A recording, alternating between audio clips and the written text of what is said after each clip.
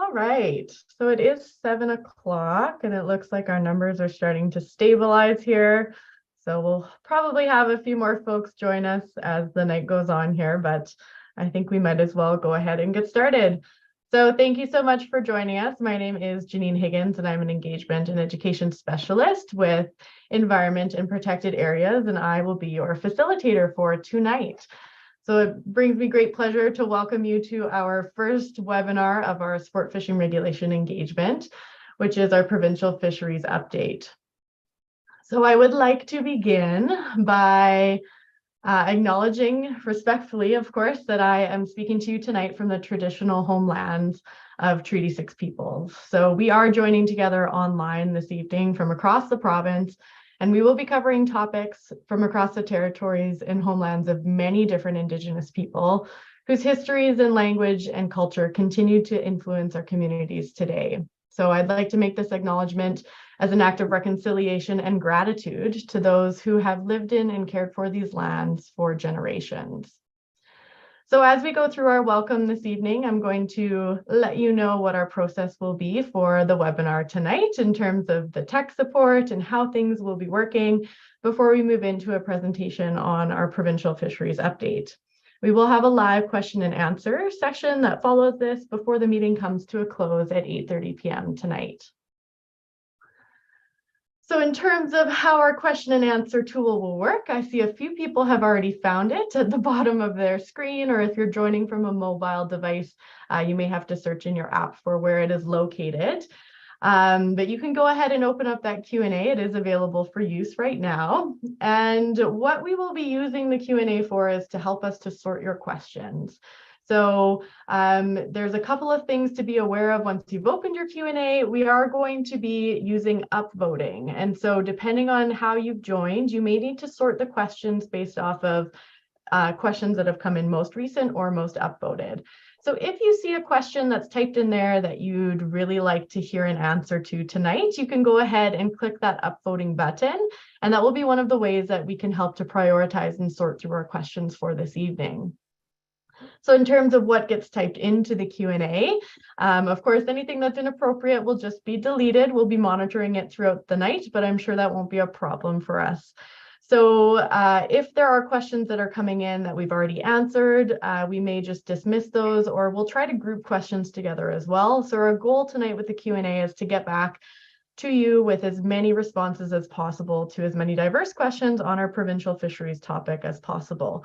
So we're really looking to speak to those high-level provincial fisheries issues for this evening. And we have upcoming webinars for more water body specific topics and other issues in fisheries as well. So don't fear if we don't get to your question tonight. There are opportunities for you to interact with our fisheries biologists outside of the webinar, and we'll provide those to you at the end of the session. So for our panelists and presenters, the lovely folks that you see on your screen tonight, we actually have 5 different presenters who you're going to be hearing from. So they'll introduce themselves as they start to go through their slides. But you can see we've got 5 different folks who will be sharing some great information with us. Now, after the presenters are completing their slides, we'll also have our panel members, Laura, Paul, and Stephen, join us for the Q&A session. So as mentioned, I'm going to be your facilitator for tonight, and we also have some technical support who's helping us out and making sure that everything runs smoothly. So a big thanks to Catherine and Natalie, who are going to be working in the background. So they'll have their cameras turned off as we're going through the Q&A and the panel, so you won't see them, but they're going to be working to make sure that things are going smoothly. So in terms of what we're going to hear about tonight, Dr. Michael Sullivan is going to be starting us off talking about assessing slot limits along with Dr. Brian Jobert. We'll then hear an update from Craig Copeland on fish hatchery updates. And then Nicole Kimmel is going to provide an update on aquatic invasive species, specifically Prussian carp, before Shane Petrie takes over for the rest of our agenda items to talk about walleye stocking special harvest license and changes to legislation. So as they're going through their presentation, again, if you have questions, please feel free to put them into the Q&A, and we'll get started with that once we're done the presentation. So with that, I would like to pass it over to Michael Sullivan, who is going to take us through assessing slot limits. Good evening, everyone. We'll see if we can get this working. I am a biologist, not a technical expert. So is that the first slide up, Janine, and working? You betcha. Looks good. Oh, good. Yeah, so I want to talk about the slot limits that were put in place a few years back. In 2020, we introduced slot limits as a new, and I say new-ish regulation in Alberta. We've previously tried them at many lakes over the last 40 years, but in 2020, we went at it in a big way. We have slot limits at 57 fisheries, right from Montana to the Territories border and the foothills to the Saskatchewan border. I'm going to be showing you some information about our ongoing assessments of how the slot limits are working. And when I say ongoing, I mean in term. This is year 3 of a 5-year program. We won't have complete answers by at least 2024. And the data that I'm going to show you tonight is on 2 main chunks. One is we got a lot of information about anglers, how many are there and what expectations they have, and a lot of information about the fish themselves, their abundance, how many are there, and their sizes. That's the real question. When we assess the slot limits, anglers expected 2 main things to happen. One is, hey, they should be really popular. A lot of people would want to go harvest walleye. So the question is, are they more popular than the other regulations? The second part is, are they working? And by working, I mean a slot limit is designed to, hey, release the small fish until they get to a certain size. Then you can kill one that's just of the middle size. But once you get to those big breeders, then you're releasing them. The idea is the slot limits should allow enough fish to survive through the slot to protect or increase the numbers of big fish. Is that happening? We're gathering this data from 2 things. One is we're measuring angler effort. That's our counts of anglers out at the lakes. And if you've been out to these lakes in the last 3 years, you've likely been counted. The other part is our standard monitoring fish abundance with our gill net. So it's a 2-part monitoring thing. We monitor anglers and we monitor the fish. And that's been going on at 12 to 15 fisheries each year. So the first question is, are they popular? And that is some really interesting information coming across. So this graph here shows on the bottom axis the names of a bunch of lakes that we are studying. And the y-axis, the up and down axis, is the number of angler hours per hectare, basically how much fishing pressure we're at those lakes. When we look at the past 40 years of angler effort surveys at these lakes, the pre-pandemic, there are the levels of angler pressures. For example, Amisk Lake had about 12 hours per hectare on average. Garner was up higher at 18. Iossagun was down at about 5. That's what we call the pre-pandemic, prior to 2020. We did the study in that first pandemic year, and holy smokes, did people go fishing. You couldn't go to BC. You couldn't go to the soccer games with your kids. So everybody went fishing. And generally, we saw about a doubling of angler effort from the pre-pandemic years. Generally, at some lakes, we didn't see that. At Smoke Lake, it actually went down. 2020, 21, it dropped back down to about the same as the pre-pandemic years. 2022, it dropped down to 50-60% of the pre-pandemic years. So that's the story, is the pandemic resulted in a doubling. We are back to normal in 21, and it dropped back to 50-60% in 22. And it's the same pattern at both the slot and the control lakes, the special harvest license or catch and release lakes. So the question now is, are they more popular than those special harvest license, the tag lakes and the catch and release? So this is a graph that on the bottom axis is angler effort in hours per hectare, and the y-axis is how likely that answer is. So at the 26 lakes we looked at that had tags or catch and release, the average angler effort was around 12, might have been up to 13, but ballpark in there. Now the question is, when we looked at the 21 slot fisheries, it's going to be a red line, is the red line to the right of the blue, more anglers, lower, to the left, or the same? And the answer is about the same. At the slot lakes, we got about 12, 13 hours per hectare. I mean, at the slot lakes, we got about 11 hours per hectare. At the tag lakes, we got about 12 hours per hectare. So is the red to the right of the blue? Are they more popular? No. are they protecting the big fish? And this information comes from the standardized index netting we do at the fall. And we did this at a dozen lakes, 6 of the control lakes and 6 of the slot lakes. So I'm about to show you the size and the catch of walleye. It takes a minute for this graph to come up, but the x-axis is going to be the size of the walleye at the different lakes, and the y-axis is the abundance of each walleye of walleye in that sizes. So for example, these blue lines are the walleye distribution at the tag fisheries, and how you read this is at the fairly small, let's see if I can get my mouse there, 40 to 45 centimeter walleye, fair numbers, quite a few in that slot size. These are at the tag lake, so it's just the size.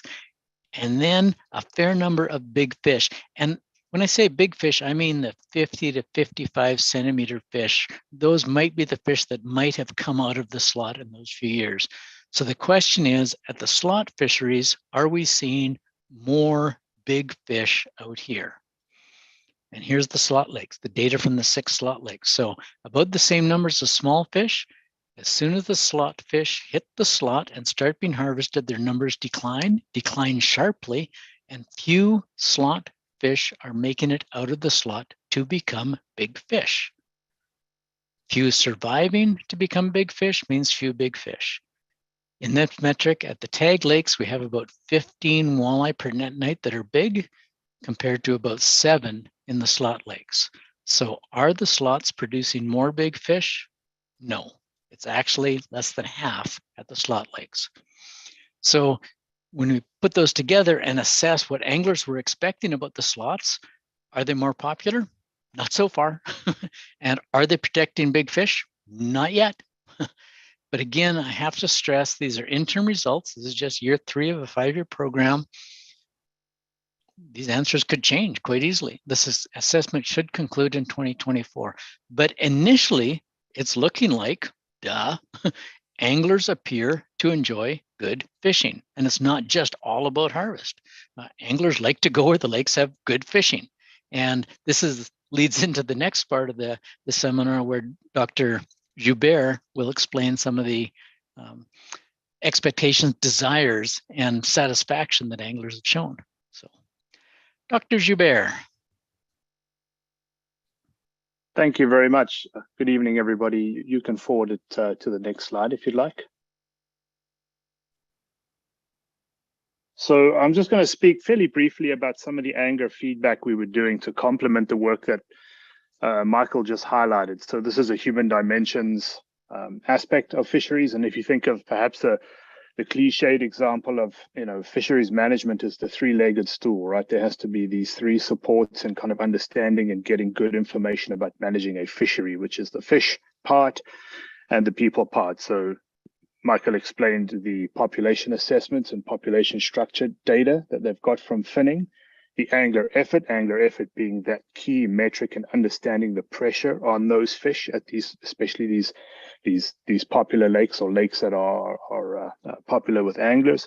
And then the third part is, what are we achieving through these fisheries management objectives and decisions, right? In terms of what kind of feedback are anglers giving us?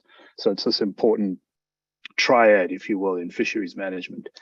So we interviewed anglers in 2020 and 2022. We did in 2021, but because of COVID and some logistical challenges, we ended up not getting sufficient sample sizes. So I'm not showing that data here. That was an unfortunate gap. However, having this longer gap arguably gives us a slightly longer trend to see if there's been any changes. So in 2020, we did 391 interviews at 10 lakes. And 2022, we did 637 interviews at 12 lakes. So these were in situ on the lake interviews, either at the boat launch or oftentimes field staff were in a boat and they would motor up alongside anglers and then do this short interview with them.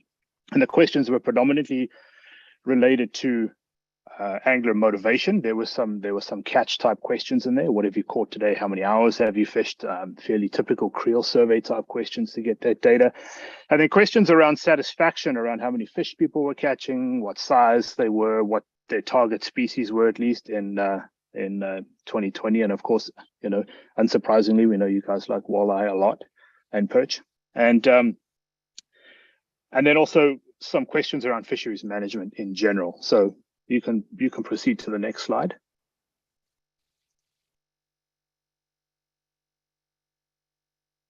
There we go. So this one is fairly important given what Michael was just explaining about the difference between the restricted harvest, so the SHL lakes and the slot lakes. And so we asked anglers if they were satisfied with the number of fish they had caught that day, that angling trip, the day on the lake, at the lake where we interviewed them. And so we used a scale of 1 to 5. So we would say 1 would be your lowest level of satisfaction and 5 would be your highest level of satisfaction. So if you're looking at the graph, we have that rank score 1 through 5. And so the 3 clusters of bar graphs on the left are 2020. The 3 on the right are 2022. And it goes left to right in each group of bars 1 to 5. So ascending satisfaction. And then I've split them into the 3 main walleye harvest regulation types. So SHL, catch and release, slot. And what's interesting to see is if we move from 2020 to 2022, the satisfaction with the number of fish caught, and I should mention that using the number of fish caught is an important metric because anglers, we all like to fish for different reasons, right? We get a lot out of our fishing. We all have different perspectives on fishing. We like a lot of things like the setting and the people we go fishing with and proximity to home. But we know from a lot of angler work and from a lot of research on anglers, catch rate and catching fish ranks pretty highly for all of us. I think we could probably all agree, barring some very specialized types of angling, we like to catch fish when we go fishing. So the number of fish caught as a metric of satisfaction is important. So back to what I was saying, we look at the SHL in 2020 to 2022, that satisfaction, the number in brackets there, that's the average score out of 5. And you can see the distribution from 1 to 5. It was higher in 2022. Catch and release stayed just about the same, very, very little change overall. And then if we look at the slot lakes, that was a fairly large change, especially if you look at the higher end, the 4 and the 5 rankings went down quite a lot at the slot lakes from 2020 to 2022. So that was an important change. People were more satisfied with the number of fish they were catching at the SHL group of lakes than the slot lakes. And if you boil it down to the lake level, there's a little more variability because an individual lake, the nature of the fishery can sometimes influence the way people, their sense of satisfaction. But overall, this is a pretty telling result. You can proceed to the next slide, please. And so, working at the lake level, I thought I would just give you 2 split pairs. On the left, we have 2 very, very popular, very busy central Alberta lakes, like sort of right in the, between Edmonton and Red Deer, a lot of Alberta's population. So if we look at Pigeon, which is an SHL or a tag lake, and Gull, which was moved to a slot, and we go from 2020 to 2022, we can see the satisfaction with the number of fish caught. This is the same question, asking how satisfied they were with the number of fish. Pigeon, the satisfaction level increased somewhat from 2020 to 2022. And Gull, again, that decreased. Gull as a slot lake, the satisfaction with the number of fish decreased overall from 2020 to 2022. On the right, then is a pair, Sturgeon and Fawcett, and there's a gap in Fawcett because we didn't do human dimension surveys at Fawcett.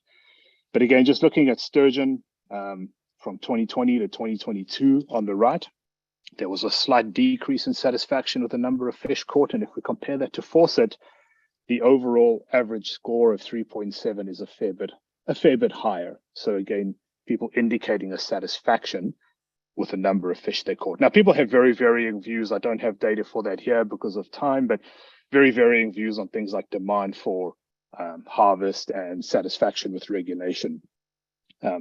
And those vary quite a bit, but in terms of happiness with catching fish, the SHL lakes were higher than the slot lakes. You can go to the next slide, please. And so we asked a complementary question too. We asked people to rate how many fish they catch at a lake. So this is a subjective benchmarking question. So it's your subjective idea of whether you think you catch a few fish or many fish. So that's the angler's ideal. And we asked them, rate how many fish you catch here. If a score of 1 is catching very few fish and a score of 5 is catching a lot of fish. And this is the 2022 data. So it's the same 1 to 5 scale. And we can see again, asking that complementary question, which we then correlate or triangulate with the previous question, the SHLs had a mean score of 3.3, the slots 3.1. Not a huge difference, but overall, definitely, the slot lakes, which we may have assumed would have been more popular with people, or they would have had good catch rates because of abundant fish, that hasn't borne out in people's satisfaction. And then lastly, on the right, I thought I would just show you this. We asked people if they were concerned about the future of Alberta's walleye fisheries. That meaning, are you concerned about the sustainability of walleye fisheries in Alberta writ large? And so the scores were identical from 2020 to 2022. A little bit bimodal, meaning that, you can see there's a little bit of a peak around the 1, but a much bigger peak around the 5, and 3.4 is higher than the midpoint. So what this says to us is, as we know, you guys are all very, very interested in your fisheries, you're passionate stakeholders, and anglers out there who we're meeting at the boat launches, who we're talking to while we're floating on the lakes, are expressing a real interest in making sure that Alberta's walleye populations are healthy and sustainable into the future. And yeah, that would cover my brief presentation. Thank you, you guys.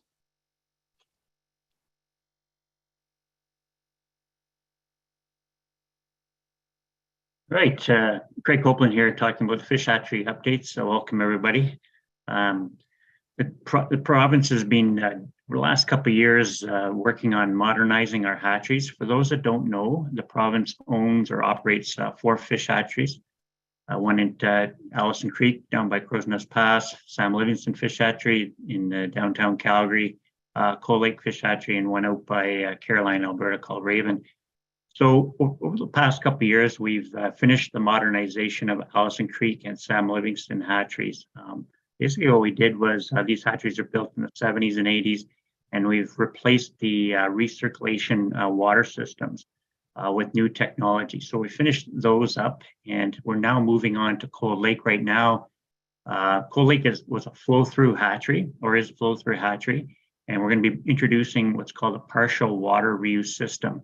And we're also going to replace the existing sterilization system, the ozone and the UVs in the fish hatcheries. The Coal Lake hatchery was our most brand new hatchery in 1986. So we're going to really save on utility cost on Coal Lake with having a partial water reuse. We're going to see a big, huge drop in our natural gas bill here in Coal Lake in coming years. And then also this fall, we're going to be working at Sam Livingston, replacing the old deaeration towers. So that's going to be a long overdue project. So pretty excited about all the different upgrades, so the modernization of our existing hatcheries. And we'll see a temporary reduction in our stocking numbers until we're got all these facilities up to speed. On the right-hand side of that picture is some of the technology, the modern technology. This is it's called a moving bed biofilter reactor. And basically what it's doing is converting the toxic ammonia to nitrates. And, this is part of the water reuse system. At the Calgary hatchery, where this picture is from, 95% of the water is reused in the facility. So you just keep on reusing and reusing, cleaning it up and bringing it back to the fish. Next slide. So the really exciting news for us in the culture business is we're going to be going to tender in February for a brand new facility at Raven. And it's going to be a pretty unique facility. It's going to have 4 separate recirculation systems for the adult brood program. So, an adult brood program, that could be rainbows, it could be browns, brooks, it could also be cutthroat trout in there. So it doesn't really matter. The system will adapt to whatever fish we're going to put in there, but they all have their own system, which is really unique. The Allison Creek hatchery, we don't have that luxury, which is on one of our brood stations.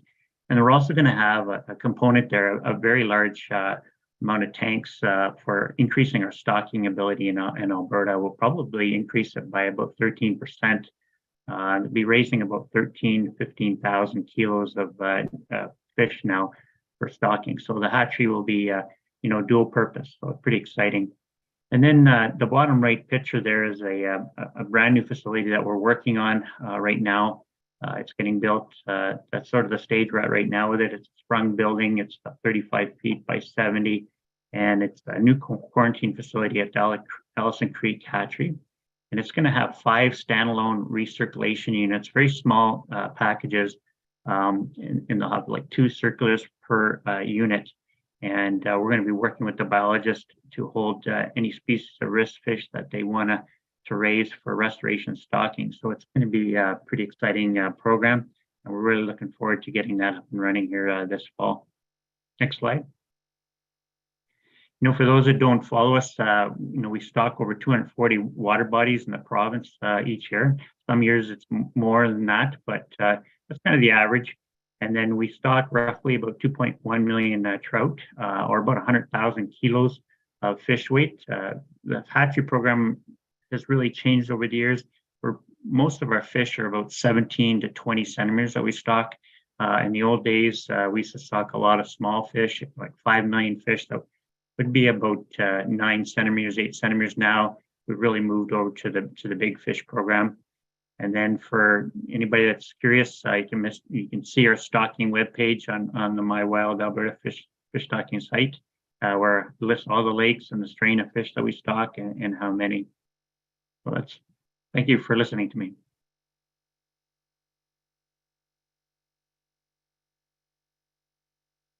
Okay, moving on to aquatic invasive species. I'm Nicole Kimmel. I'm the aquatic invasive species specialist for the department.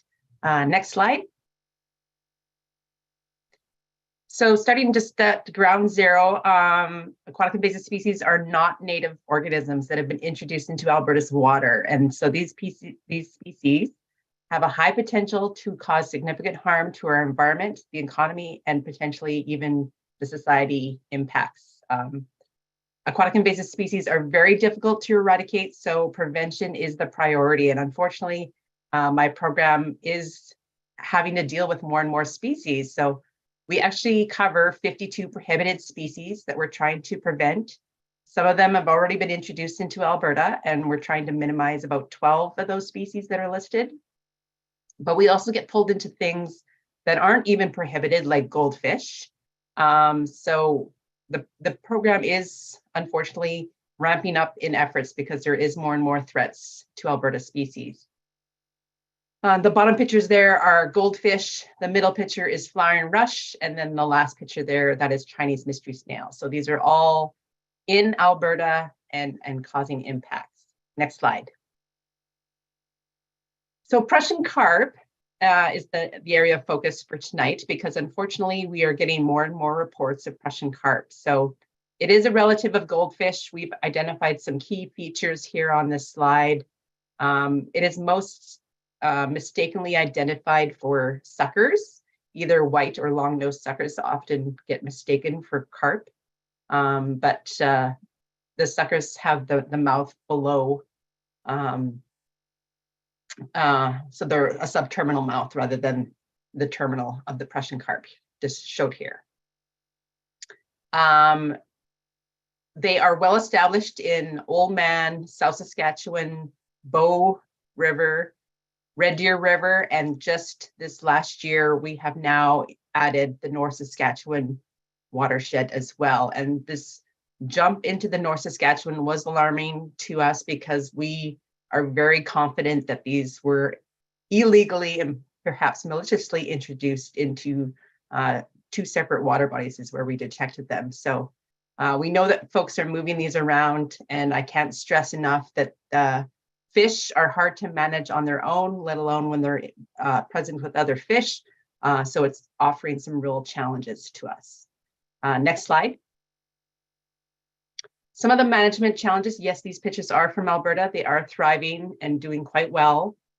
They are very competitive and have many advantages over our native fish. They can clone themselves. They can thrive in poor conditions.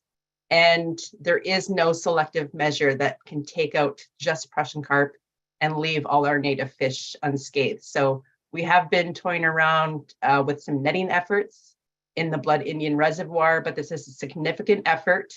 And it takes a lot of effort to make sure that we're not impacting the trout that we're actually stocking there. So we work hard to save them, but we are pulling out the Prussian carp as much as possible. Other natural waterways may not, we may not even be able to implement netting. It takes a special substrate to be able to walk on and launch some of these netting efforts. So it is a challenge, and there is no selective removal. Next slide. So moving forward, we are still have made regulation allowances that catch and kill it is still in place. Based on their classification, there is no size restrictions or the amounts. There's no restriction on the amounts that you can fish. However, all sport fishing regulations are in place. So we have to reinforce that there is still enforcement actions around the Prussian carp. And we need to also enforce that disposal is key. We had some issues with people catching and killing it and just leaving it on the bank. And at some points we were having hundreds on a bank, causing another potential impacts onto other fish and wildlife species. So we need to reinforce that to dispose of properly. With the new detections in North Saskatchewan, we will be pushing that don't let it loose. It is illegal to move fish. It can be very damaging. You think it might be very innocent, but it is actually quite impactful to our native fisheries. And so we will be reinforcing that with the public to don't let it loose, stop the aquatic invasive species movement. Any transfer of fish is quite significantly illegal with hefty fines, and even prison time is allowed. And then the next step will be developing a management plan for Prussian carp specifically, so we can help support any municipalities that are facing this species on how to work through any of the response options that they might have available to them, and work towards what might be feasible for them. But they are pretty well established. The chances of eradication are going to be very difficult at this point. And that's the highlights on Prussian carp. It boils down to stop moving live fish around. It's really causing it difficulties in management of this species for Alberta. And this species is unique to Alberta. We've now shared it with Saskatchewan. This is ground zero for North America introductions. And the US is getting concerned that they're going to get it eventually. So pressure's on Alberta to stop the invasion for other jurisdictions. Thanks. Next slide. And I'd like to introduce Shane, covering the next couple slides. Okay, thank you, Nicole. I appreciate that. So good evening, everybody. My name is Shane Petrie, and I am the Provincial Manager of Fisheries Policy. And I am kind of batting cleanup and have a handful of updates here. Next slide, please. So walleye stocking program, some of you may remember, way back in 2020, just before the pandemic, we did our last face-to-face engagements. This is really where we started the conversation around walleye stocking and reinvigorating, I guess, a walleye stocking program.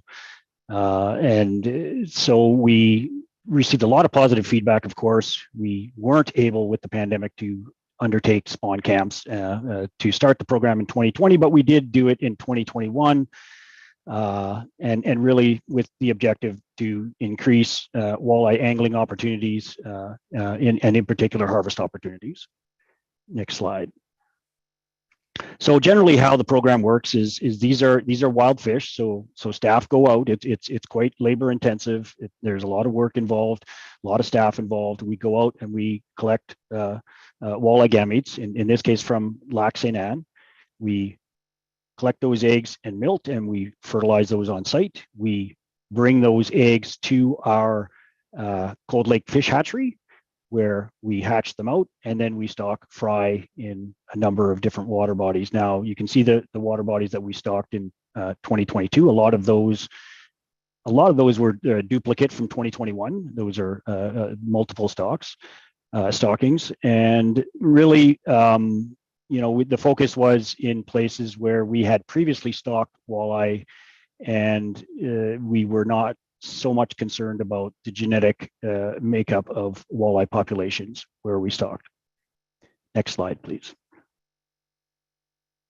So that's kind of the status. That's what we did in 2021 and 22. And so this year, of course, we're currently starting our planning for an egg take in 2023. We probably do similar to what we did in 2022. One of the things we are doing is we are looking to other parts of the province and some potential expansion. We're, I mean, in other parts of the province, in particular in Northwest and Northeast, we haven't really stocked walleye up there because there are, populations that have distinct genetic makeup, and really we're not looking to mix that up with other genetics. So we're right now looking into some options that we might have to locally source walleye gametes so that we can bring some stocking to other parts of the province.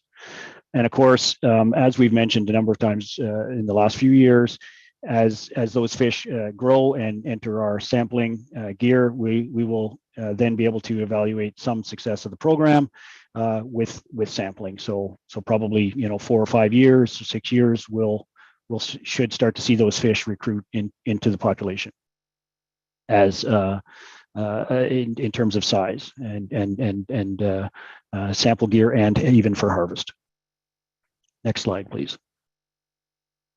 So another update, and we've talked about this a number of times over the years, is the special harvest license for walleye. More or less, last year we were able to add another option for anglers. So I just wanted to bring that up here because it wasn't specifically engaged upon in January of 2022. Next slide. So essentially, an SHL, special harvest license for walleye, is just a tool that allows us to control the harvest. So in some places where we offer a special harvest license, if we weren't able to control access to those fish and it was just unlimited harvest, open fishery harvest, if we weren't able to control that, we might not be able to offer any harvest of walleye if we have a sustainable objective in those water bodies. So it's really a tool to allow us to manage those. And if you recall back to Michael's slides and some of the stuff that from Brian Joubert, really the SHL is a popular. They are popular fisheries, and so people and there's a lot of options there in terms of harvest. We really see that, and so we were able to provide an option last year where folks were able to put in for a draw. They were able to get a Class A or B. If you recall, last year was the first year that Class C licenses were no longer in the draw. They were actually just able to be purchased on a first come, first serve basis. So they were not in the draw, but you could still apply for your Class A or B. Of course, there's 2 tags per license, and you could buy undersubscribed licenses. However, we also allowed the opportunity to purchase a second license after everything was. So if you went and you put in a draw, you got a Class A, you could still go and purchase another license. And so we plan to, and we did that about mid-July. We allowed the purchase of those second licenses or supplemental licenses. And I think right now it seemed to work out quite well. Next slide, please. So we plan to continue that this year. Another thing that we talked about in January of 2022 was the potential for electronic tags. We did have some pretty positive feedback. We ran into some issues last year with more technical issues with our service provider and being able to design how an electronic tag would work. But it looks like we are up and ready to go this year for an electronic tag for special harvest license walleye. And essentially the draw process will remain the same. There'll be nothing different. Just if you go on there, you will be able to choose what type of tag. So you can still use a paper tag if that's what you would like to use, or you can choose to e-tag. And then, of course, if you e-tag a fish, it would be as soon as you harvest that fish, you go on the rail map and you would e-tag that fish. So we're going to test that out this year, and we'll continue to monitor both the electronic tags and the options around purchases of additional SHL tags and see how it goes. And that, you know, that might evolve over time as well. So we will continue that. We'll use the electronic tagging system, and then we'll seek feedback on that. Next slide, please. So just for some general information on some special harvest licenses, 18 lakes, roughly, you know, 48,000 walleye allocated, 24,000 licenses. All Class A's and B's were gone as of January of this year. We still had some Class C's at a handful of lakes, Amos, Baptiste, St. Anne, Fawcett, Gregoire, Seabert, and Wabamun. And those are still open. Now, one of the things that would be interesting, I mean, so if we think further into the future and the use of an e-tag, I mean, you know, for folks that are out fishing, well, they could probably use their phone opportunistically to go online and purchase one of those licenses and click an e-tag, and it's all, you know, instantaneous on the spot, and you're ready to go fishing for that fish. So you don't have to have a paper tag where you have to link it or anything like that. You know, we will work towards those kinds of things and make it, you know, user friendly and allocate those fish. Next slide, please. Changes to legislation. So this really was some discussion that has been going on over a number of years relative to jurisdictional responsibilities in provinces with the federal government. So in this case, we've had a number of discussions over these things, and in particular around some gear. So next slide, please. So as the situation works, the federal government is largely responsible, you know, through the Alberta fishery regulation for many of the fishery management decisions. In other words, we can make a decision on a gear change or something like that, but we don't necessarily independently have the authority to change that regulation without working with our federal counterparts. So we have been working with them for, you know, we're kind of in the late stages right now around having pretty much complete autonomy for regulating angling gear using simple variation orders, similar to what we would use for fish possession or things like that.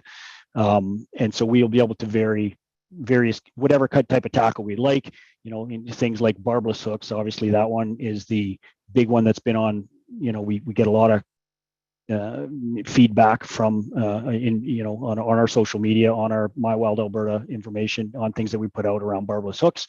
So I think we're in the late stages of that, and I think our intent will be to talk to folks about potential gear changes before we make any changes, of course. And that would be something we might even do in an off season, as opposed to in, you know, waiting until next January instead of so that's kind of just an update on that. Next slide, please. Oh, and I guess that's it. So we're going to head into questions, and I will turn it back over to Janine. Thanks. Perfect. Thanks so much, Shane. So thank you to all of our presenters who took us through those slides. I'll invite everybody to turn their cameras back on to join us for the Q&A. So while we are getting set up here, just a couple of quick reminders. It looks like everybody's found the question and answer tool, which is fantastic. There's lots of great questions that have come in already. So we're going to start off the Q&A with a couple of pre-submitted questions. So hopefully when you registered for the webinar, you submitted a question. We did go through and read all of them and tried to incorporate as many of them into the presentation as we could. But there were a few that we would like to respond to as well. So we'll start with a few of those. The second question that we had chosen, there's lots of similar questions in our pre-submitted section here as well. So we'll start to group some questions together and things like that as we go along. So just another quick reminder that Catherine and Natalie are working in the back end, keeping everything smooth for us, so they're not turning their video cameras on. But it looks like we have everybody else here. So the first question again was pre-submitted, and it came from Corey. And Corey is wondering, why are the northern pike and walleye limits closed for so long without any communications as to why? I can answer that, Janine. Sure. And Stephen, actually, if you wouldn't mind just introducing yourself. So for the few panel members who didn't present, if you don't mind introducing yourself when you first answer a question. Absolutely. Stephen Spencer. I'm a fisheries biologist based out of Spruce Grove, been with government for over 20 years. And happy to be here tonight. So interesting question.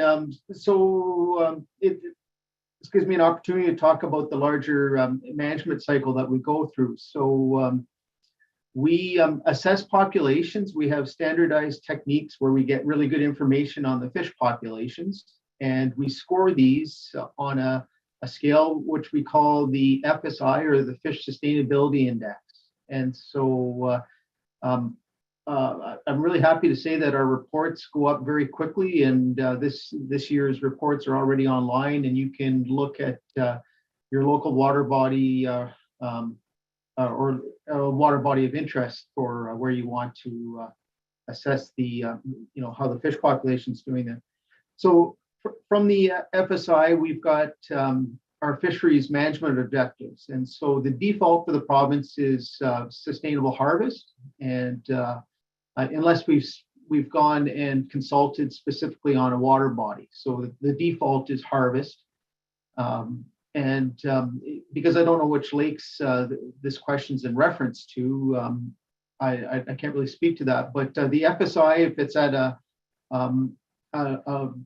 FSI 2 or 3 or higher, that's where we identify harvest and allow people to keep fish. And if it drops below an FSI 3, that's where we notify people that the population needs some time to build back up again before harvest is allocated. So that's how the management cycle goes.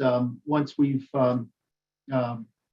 put in a regulation, we assess it, and if the status changes, that's when we'll change the regulations and then go for consultation and get feedback from you on what you'd like to see at that lake. Great, thank you, Stephen. So for the next pre-submitted question, we had chosen a question about perch, and there have been quite a few questions about perch that have come in tonight. So I think we should just talk about perch. So I'm going to read off a couple of questions about perch, and then you can respond to them as required.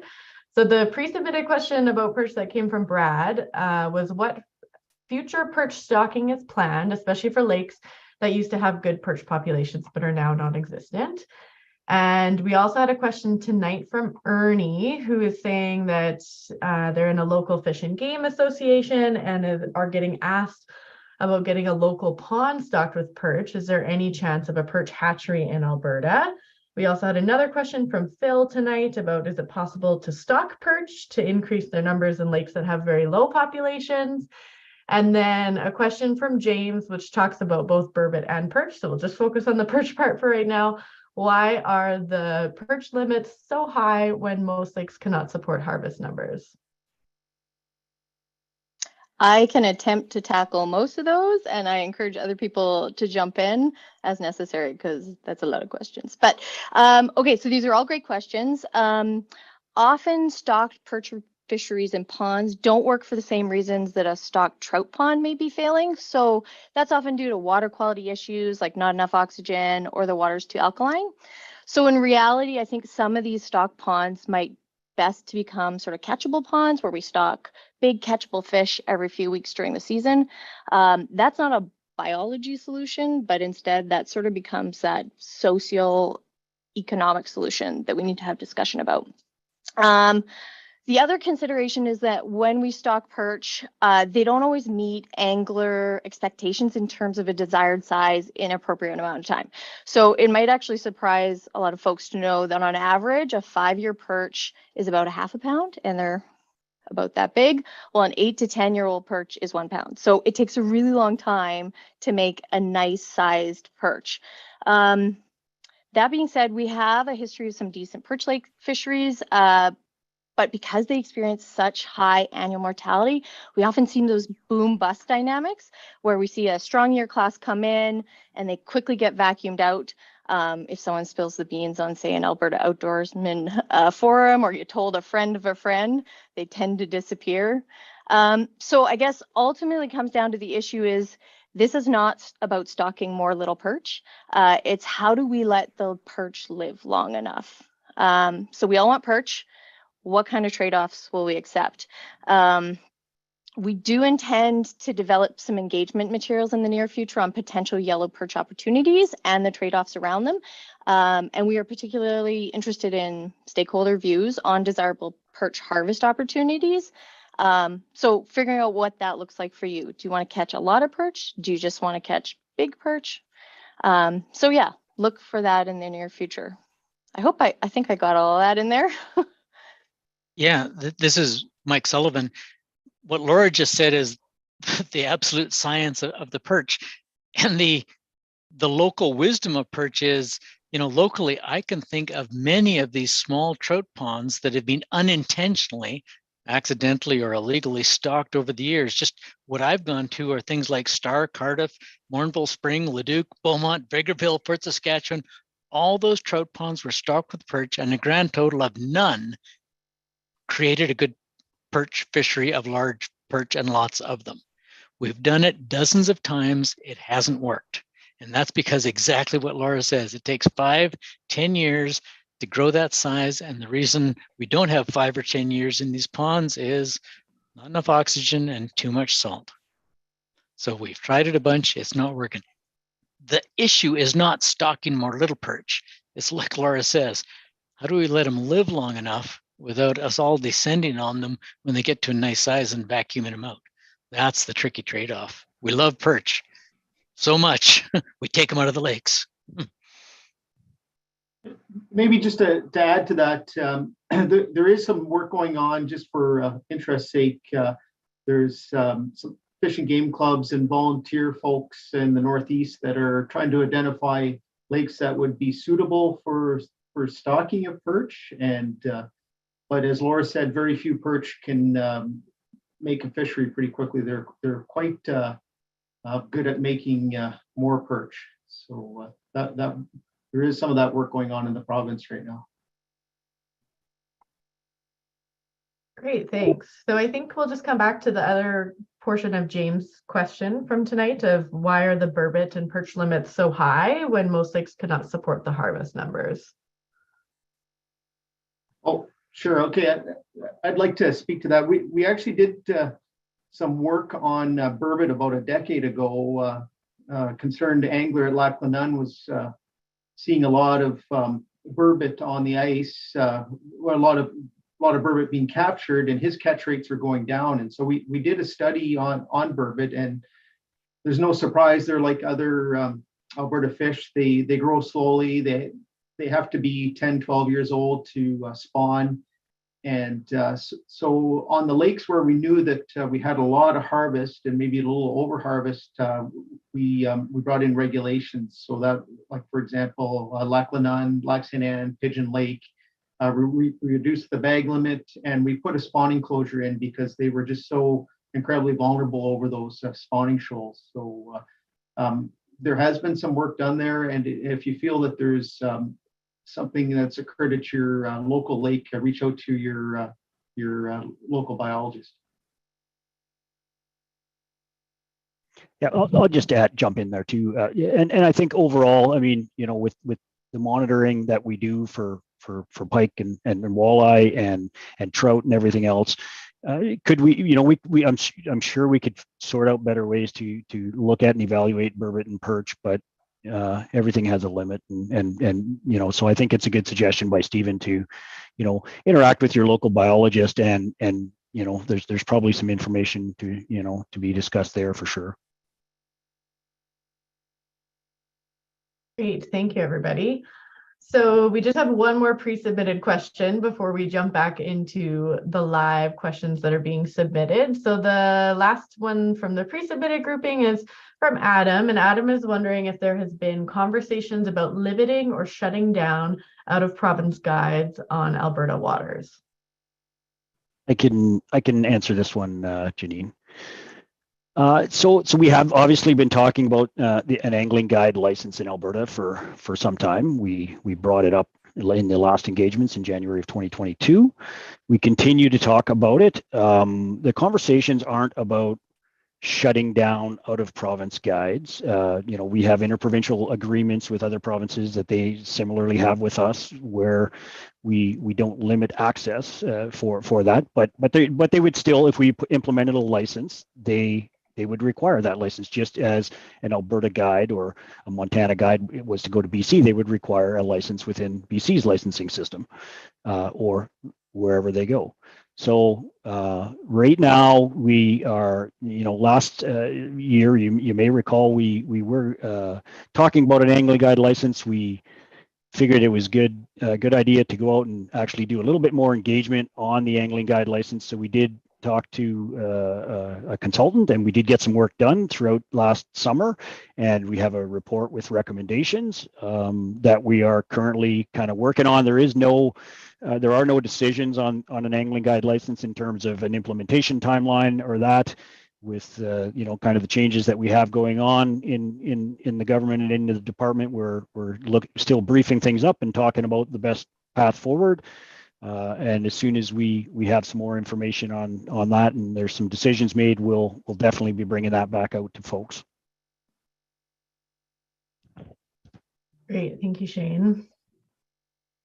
All right, so as we start to go through all of our live questions here, so same as what we were doing before, we'll try to group questions together and answer based off of upvoting. So the first one that we'll start with here is from James, wondering, why do you still use the GillNet survey when non-kill methods are available and proven to be just as accurate? Yeah, we did look, this is Mike Sullivan answering that question. We have looked at non-kill methods, and we'd sure like it on these streams where we use electrofishing and we can catch large numbers of fish. We do use non-kill methods. Nonetheless, even on streams, if we want to know the age, sex of the fish, it requires death. On the big lakes, the electrofishing doesn't work as well. It's just around the shorelines.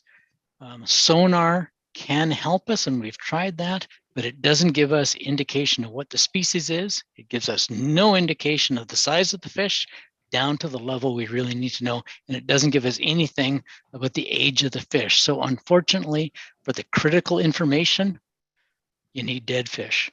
And the fish are not wasted. At all of our fin surveys, where the fish are taken, we meet with local First Nations folks, and the fish are given out, in a sense, by us giving them the fish that stops those nets from going in the water. It's a zero-sum game. We're not killing thousands of fish.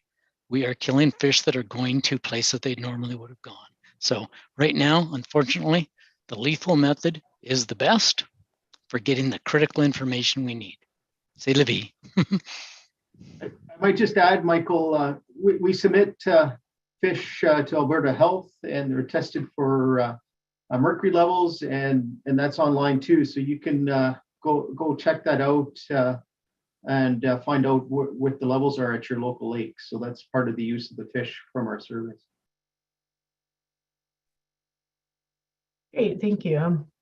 So the next question comes from Dee, who is wondering, where can the public access the FMO or fisheries management objectives for any fishery in Alberta? I can take a stab at this, Janine.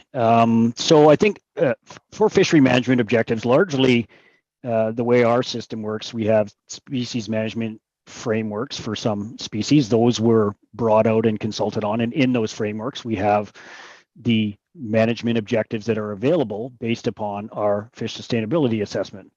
And so there isn't a single place, but when the simplest approach is to look in the angling guide regulation, sport fishing, into the sport fishing guide for and whatever regulation you see at a water body generally would reflect the objective for that water body. So if you see a water body that moved from a walleye harvest of 3/50 or something down to 0 possession for walleye, well, that might be because that the walleye population can't support the harvest that's going on there, and we need to put it into a recovery. So I think one of the quickest ways to find out what an objective is to simply look at the angling regulations. Also, you can speak to biologists, talk to your local biologists.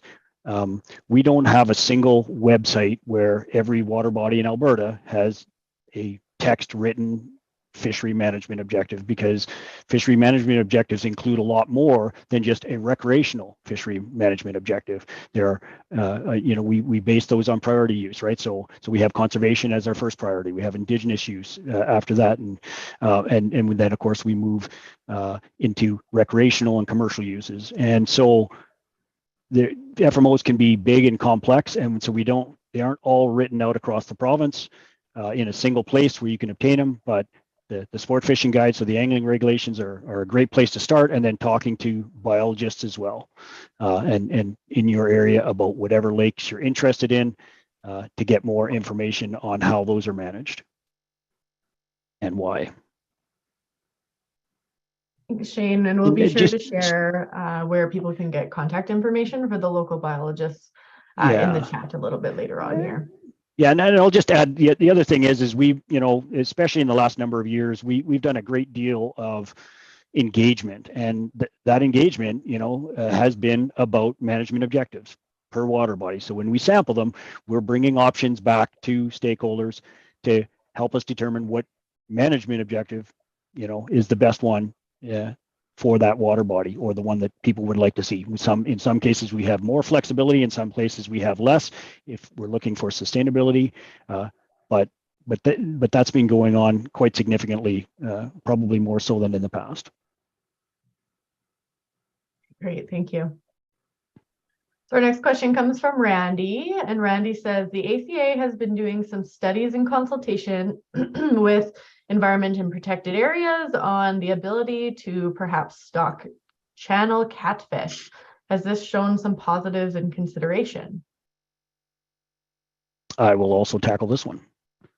So yes, we have looked at it's a hybrid channel catfish that was proposed. It wasn't a channel catfish. So we did spend some time. I'm not sure there were any studies done, or at least that I'm aware of, but we did review an application to import, potentially import, and we looked at it from a number of different things. We look at it from disease. We look at it from the potential to invade and impact other species. We look at it from the potential to that if stocked, could they meet a management objective, and would that objective be desirable by anglers, right? So we have looked at that. We have done it with the ACA. In fact, we've had them on our review team. We have informed them that there is potential to stock this species. However, one of the challenges that really comes of it is that we would likely only see these things stocked in the similar kind of ponds and small isolated places, similar to what Laura was speaking about earlier with yellow perch. And those things affect growth rates, and they impact. It's not like we would stock channel catfish and they would be in warm enough water that they would grow, and all of a sudden we have you're angling for 20-30 pound channel catfish or hybrid channel catfish. That would not be the case. In fact, you would these things, so we have to consider whether or not something is reasonable in terms of that. And so there potential? Yes. Is it challenging? Absolutely, because of the things I just mentioned. And we continue to have discussions over different species or new species or things that might work. And this was one of them. So I think the biggest challenge simply was, could it meet an objective? Could you grow a fish that would be desirable for people? And of course, facilities too. This is a warm water fish. You have to remember this comes out of the southern U.S. primarily, and we don't have facilities for that. So we don't have our hatcheries are cold water hatcheries. We don't have warm water hatcheries, and so there are all a number of different things to consider from lots of different perspectives. So they haven't been done, but is there potential for new or different species? I think so in the future. Great, thanks, Shane. Our next question comes from Robin. Robin says, 2 years since we opened up the Métis harvesting agreement, is there any data being tracked, and what are the results if so? I can take this one. Thanks, Janine. And Robin, thanks for the question. So the only data we would track for that kind of fishery would be the issuing of the domestic fishing license to Métis subsequent to that over the last few years. So, those Métis harvesters harvesting in the approved Métis harvesting area are fishing under some, pretty significant legal entitlements, and there's no condition on their part to have to report those catches fishing under those legal entitlements. So no, the answer is there's no data other than we manage fisheries, and so regardless of who's taking the fish from a fishery, we'll manage the fish, and then other than tracking the DFLs, that's it. Thanks. Great, thanks, Brian.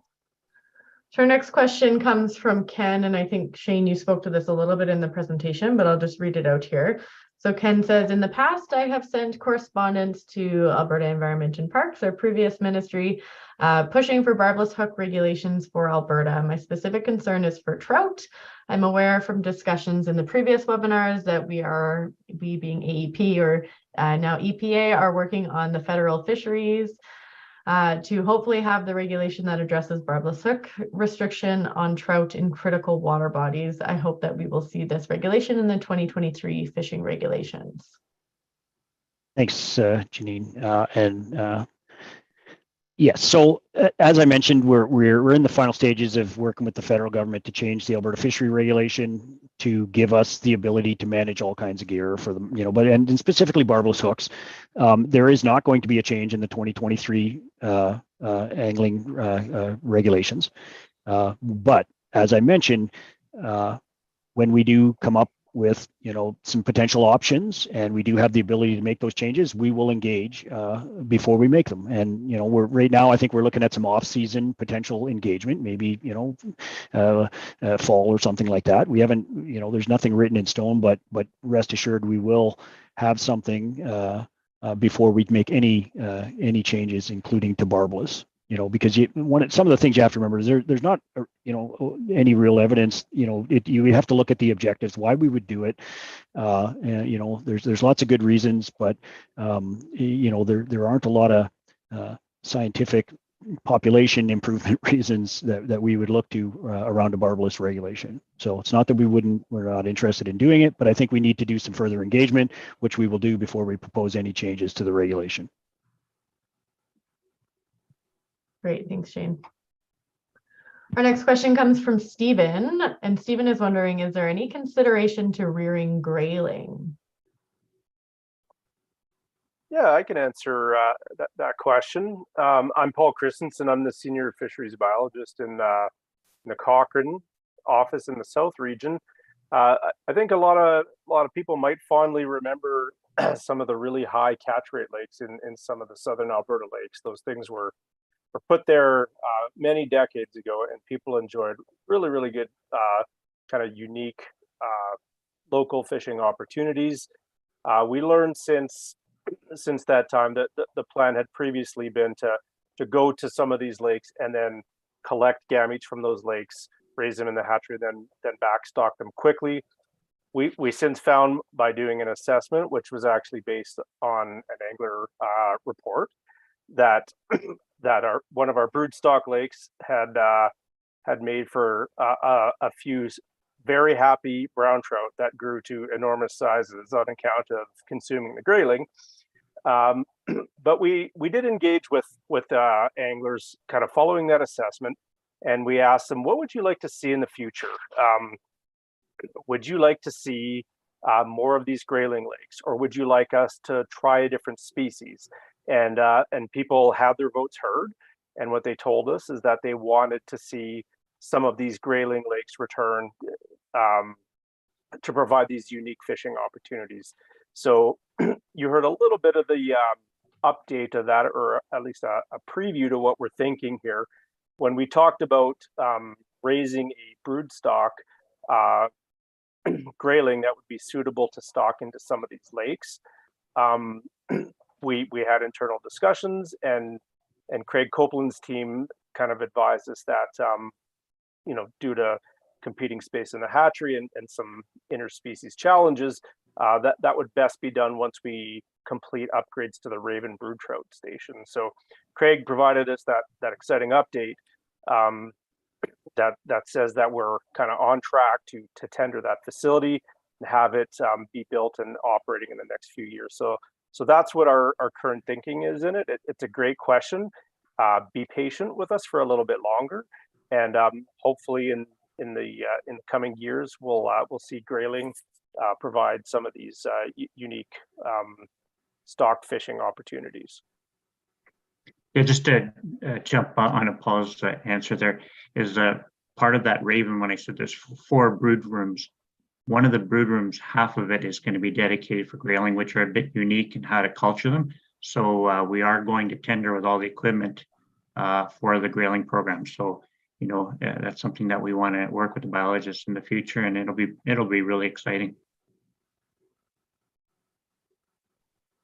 Great, thank you. So our next question comes from Ken, and Ken, I might paraphrase a bit here. Just wondering about, in the previous webinars, a question was raised regarding classified water licensing systems in British Columbia and whether such a system should be implemented on a number of critical streams within Alberta. He's just got some comments here about people coming from British Columbia, and if we could add a classified water fee around $20 on top of the non-resident fee that should be equivalent to what the non-resident fee in BC is, and a system similar to BC would be fair to Alberta fisher persons without question be bringing in higher revenue. I can take that. Could we do this? Yes, we would engage. We could engage. We could, you know, bring in, you know, classified waters. We could bring in other ways to potentially limit access to fisheries. So I don't think it's something that we could consider. It's not something that's on the table right now for discussion. It's not something that we're planning to do at this point. But could it be something in the toolbox in the future? Absolutely. I know that's not probably a fulfilling answer, but it's kind of the state of things right now, but it certainly would be something we would consider. Great, thanks, Shane. So our next question comes from Anne, and Anne is wondering, is water contamination a large factor of the decline in the fish population, and how often are water bodies tested? I can grab that one. So Fisheries is not directly responsible for monitoring for water contamination. We do, as Stephen had said before, when we go out and do our index netting surveys, we do submit fish to Alberta Health for mercury testing so that they can give guidelines on ingesting the amount of fish and mercury at a specific lake. But if you wanted to know more about, say, a specific water body and contamination, reach out to our outreach services folks, and they can get you in touch with a subject matter expert for the specific lake or water bodies you're interested in. Yeah, I can add a little bit to the that. Contact information for our outreach services team shortly here. Sullivan can add a little bit to that. When we look at all of our test netting, we see that most of the problem with declining fish populations is we're losing the big fish. Abundant small fish and few big fish is a clue signaling heavy fishing pressure. It's not habitat, it's not competition, it's not disease. If we lost baby fish, that's a clue that we should be looking at. Oh my gosh, is there something wrong with water quality? Losing the big fish and less the smaller fish, that's a clue for overfishing. So the clue is not pointing towards water quality, rarely.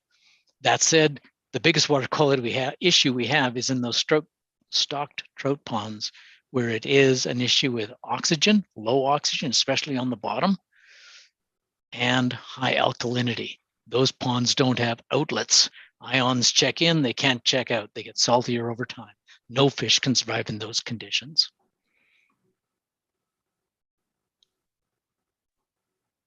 Thanks, Michael.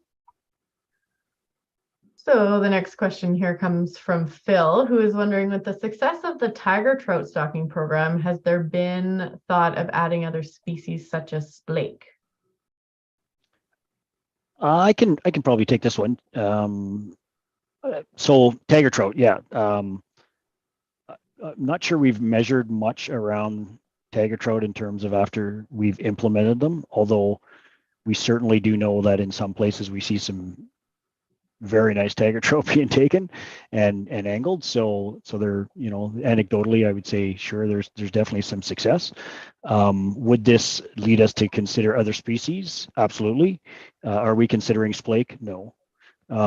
Could we? I don't know. It's not something that's been on the radar right now, but it's I would say that we would contemplate other species. Okay, great. Thank you, Shane. So the next question that we have here comes from Paul, wondering what about returning to Primrose Lake to collect walleye fry to stock the Beaver River watershed lake with the same genetics? Hey, Jenny, Stephen here. I'd recommend that we ask the person that asked this question to attend the Northeast seminar, because we don't have representation here, and I'm sure they could give a better answer than, well, at least I could. Yeah. Yeah. For sure. Yeah. So we can add the links into the chat for the upcoming webinars. I know there's a question about Lesser Slave Lake, which would be the same situation here, where we would invite you to attend the regional webinar so that you can connect with the senior fisheries biologists who are responsible for managing those water bodies. So we'll be sure to connect you back to the registration links for the other webinars as well.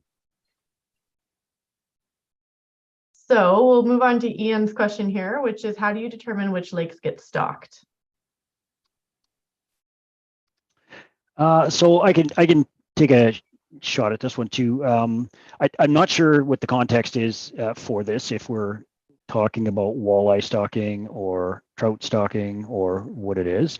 But generally speaking, if we're talking about walleye, I think that area regional biologists would identify lakes that were candidates. We would look at things like, are we stocking over top of existing populations? Has a population disappeared? Are we trying? What are the objectives that we're trying to achieve? And then we would build lists using, basically recommendations from local biologists, I think, for the most part, and also where we, with the idea that we're looking to build walleye opportunities, both just angling opportunities as well as harvest opportunities.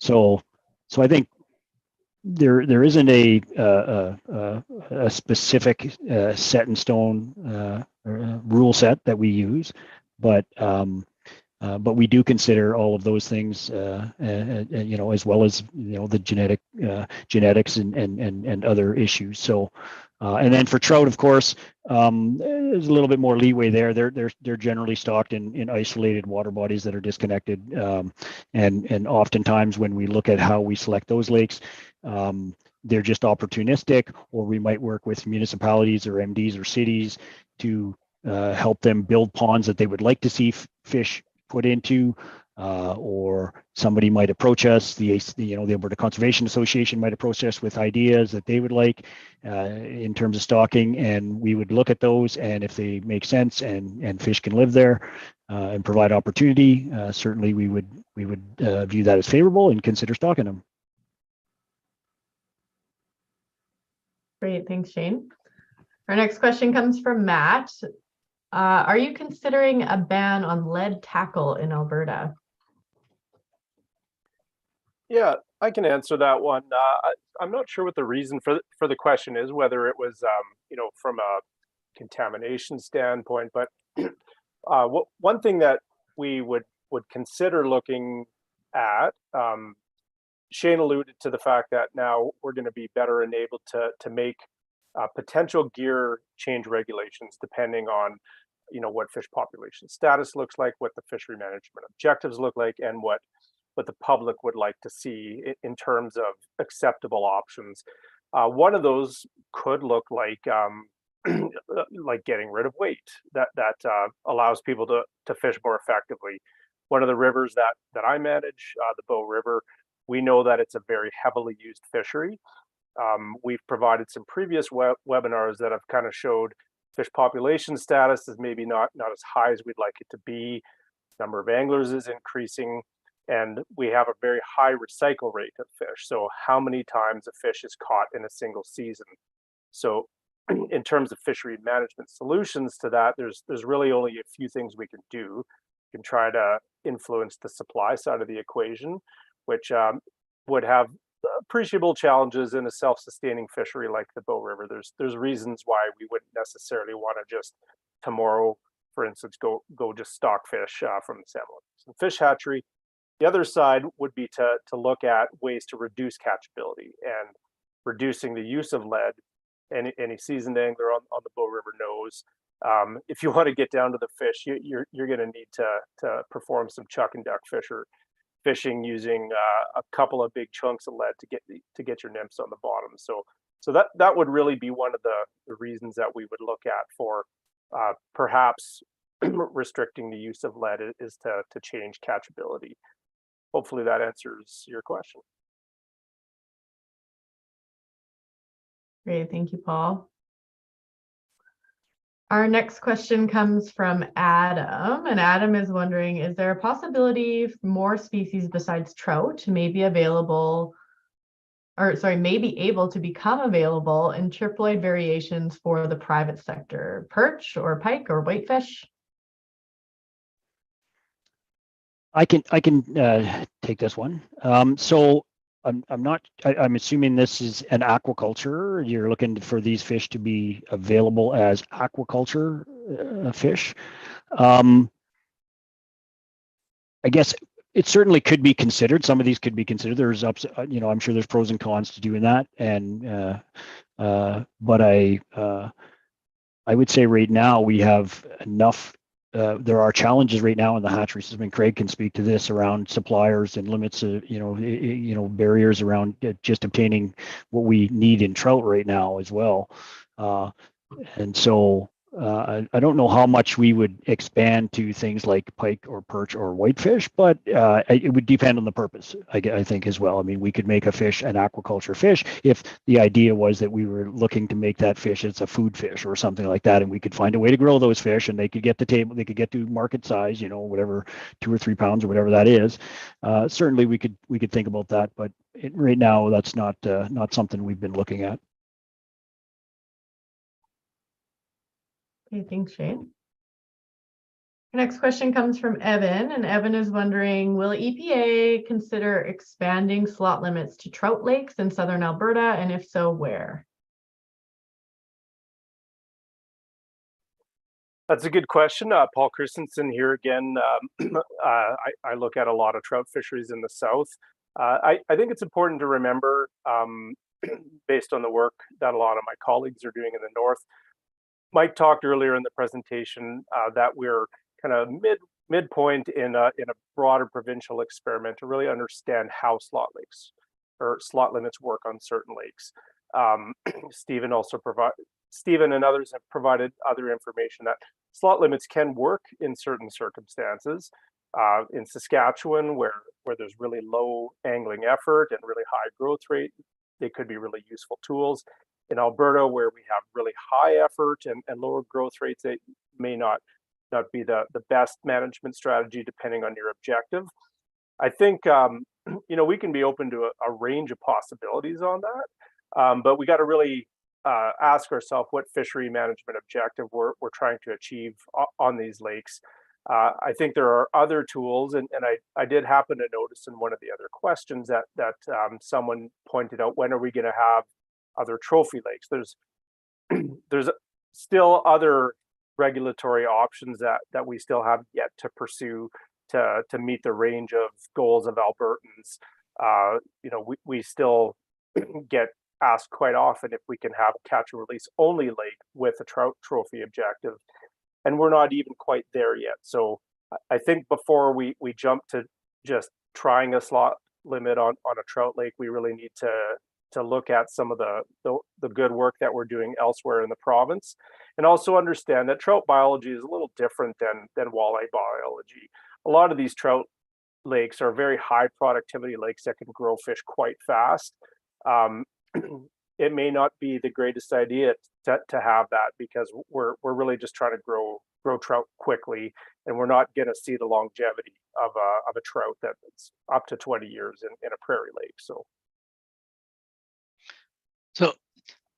Paul brings up a really good point about the trickiness of trying to get a fisheries management objective for trophy versus just the default objective, which is harvest. And there's a really good case study that happened at Wabanum Lake. If you guys remember, just a wonderful fishery developed for really big pike after that oil spill really reduced fishing pressure. Nobody went fishing, the trout got big, or the pike got big, and that attracted relatively few but really passionate pike anglers. And as that pressure started to grow and grow and grow, we started to lose the big pike. About the same time, we then stocked little walleye, which developed into a really good walleye fishery, attracted many, many more people. So the question is really simple: which is better? A trophy pike fishery that really satisfies about 2,000 people, or a pretty good walleye fishery that satisfies about 30,000 people? And that's our dilemma. How do we decide between 2,000 passionate, happy trophy anglers versus 30,000, hey, this is a pretty good walleye fishery anglers? This is not an easy trade-off. And it speaks to what Shane and Paul are saying is, how do we decide on what that management objective is? Because a trophy fishery satisfies a lot fewer people. For example, at Waban, about 2,000 versus about 30,000 going after the walleye. Tricky. Not a simple question. Thanks, Michael. So I see there's a comment here from Paul just saying that you'd like to hear more about consideration to walleye stocking in the Northwest and the Northeast. And then there's also a question here from Ian wondering about if there was going to be discussion about the fall index netting on Heart Lake, Touchwood Lake, Beaver Lake, and Pinehurst to assess the viability of partial harvest opportunity. I'll just make a brief comment on these, Ginny. And I think, the best way to find out, I think this is a little outside of the scope of this. If you recall in the slides that I presented about the walleye stocking program, we are looking to potentially expand in the Northeast and Northwest. But I think the best thing would be to attend those webinars and or at least go online. I mean, the links to the fact sheets are there. I think that's one of the links that are in there. If not, it's easy enough to find.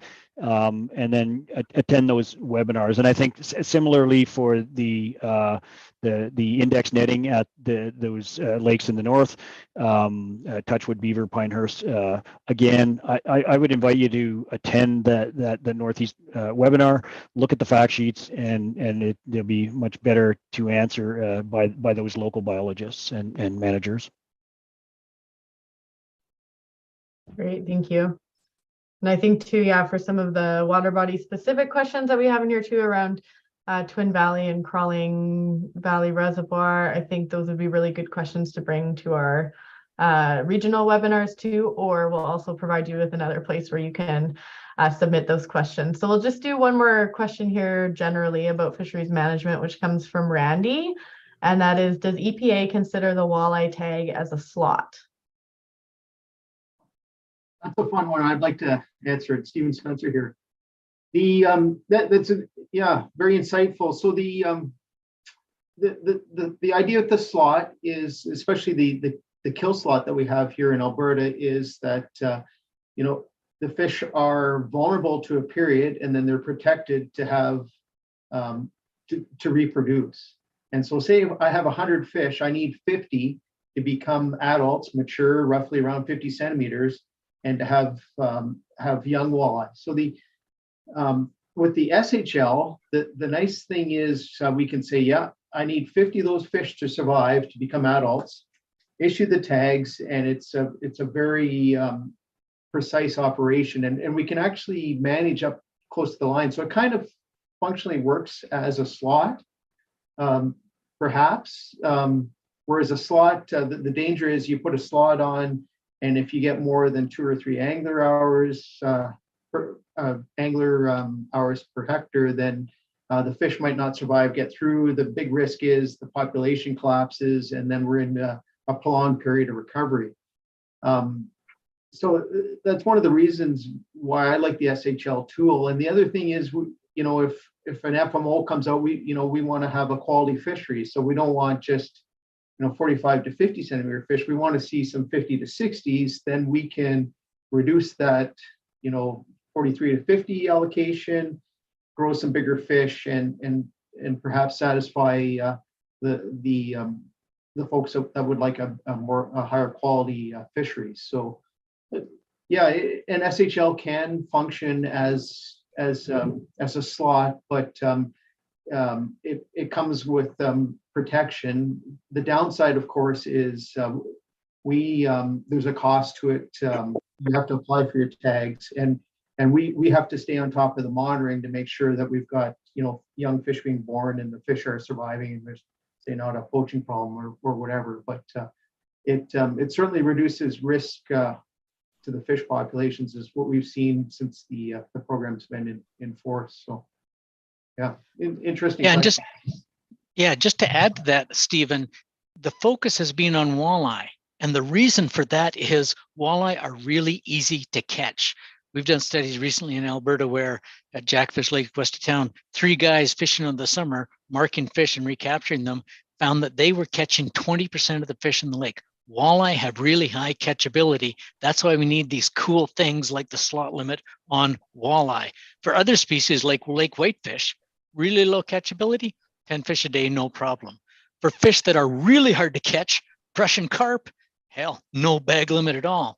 That's not going to be a problem because simply they're hard to catch. Walleye are easy to catch. We can fish them out. With fish with low catchability, other species, we don't need things like slot limits. Heck, we can't even get rid of things like Prussian carp just by catching and killing them. Walleye, special. Pike, special. Lake trout, special. Whitefish, not so much. It's all about catchability. Great. Thank you, Michael and Stephen. So that brings our question and answer to a close. So I am just going to go through a few closing slides for our webinar tonight. So on the screen, you'll see a QR code that does take you to our engagement webpage, which we've also posted in the chat for you for that easy access. So we have a survey that's open until February 9th at noon, and that is really focusing on our regulation change or potential regulation change at Cold Lake. So the additional resources that you'll find on the engagement webpage include our Ask the Expert tool. So if we didn't get to your question tonight, or if we were trying to defer it to other webinars, you also have the option to ask the question online there. So it's a tool that you can type your question in and we'll provide a response to, and it will generate a whole series of questions that have come through. We also have a Cold Lake specific fact sheet, as that's our only water body with proposed regulation changes. And then as Shane had mentioned too, we have fact sheets for each webinar. So we've got lots of webinars still coming up. If you're looking for more specific updates in terms of different water bodies, we'd really encourage you to register through the links that you can find on those web pages. So for our upcoming webinars, next week we have our Northeast and our Northwest on Tuesday and Thursday. The following week we have our South Region update. And then the week after that on February 7th, we are doing a native trout recovery program update. So very similar format to what you've seen tonight, with a presentation followed by Q&A with lots of options to ask your questions and interact with staff. So if you would like to chat with us in person rather than online, we are going to be at a bunch of outdoor shows coming up. So we'll be at the Calgary Boat Show, as well as the Calgary Outdoor Adventure and Travel Show and the Edmonton Boat Show. So please feel free to swing by the booth and come and chat with us about all of your concerns or great ideas around fisheries management and aquatic invasive species. And of course, the Family Fishing Weekend is coming up. So it's our weekend in February where you can take your friends out if they haven't been fishing before, and they can fish without purchasing a sport fishing license, while all of our regulations, of course, still apply. So it's a great opportunity to share the sport that we all know and love with folks who maybe aren't into it as much as you are who are here tonight. So of course, as Shane had also mentioned, we do have our Facebook page on My Wild Alberta. So if you're on Facebook, please do follow us. We try to post updates as much as possible through there. And we do have additional information on both websites, which is mywildalberta.com and alberta.ca. So you can find all of our information on there in terms of fall index netting reports and different information, as well as contact information for staff. So please feel free to check that out. And then one last request, you will be automatically directed to a survey on tonight's webinar. So we're always looking for feedback on how to improve this. So if you have thoughts on things that we can change or improve for our future webinars, not only in this session, but in future engagements, we'd love to hear that from you. And with that, I'd like to say thank you so much for spending your evening with us. We hope to chat with you again sometime soon, and look forward to hearing your feedback on our Cold Lake regulation changes. Have a great night, everybody. Thanks for joining.